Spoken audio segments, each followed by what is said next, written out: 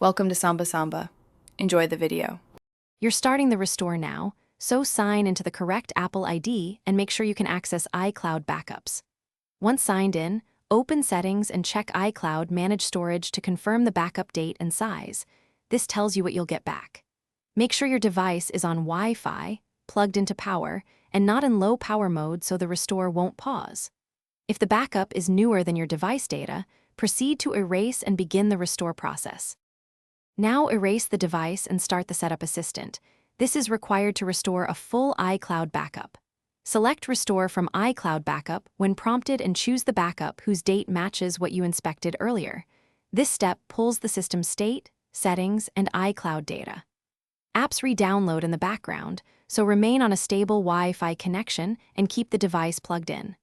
Once the restore begins, monitor downloads and messages. Make sure to complete the process by signing back into any apps and checking your key data.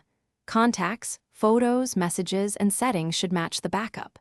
If something's missing, make sure iCloud toggles are enabled in settings and sign out and back into your Apple ID to force a sync. If you see errors or corrupted data, consider erasing and restoring again from an earlier backup. This often recovers intact files. If restore repeatedly fails, contact Apple support for account or backup repair options. Thanks for watching.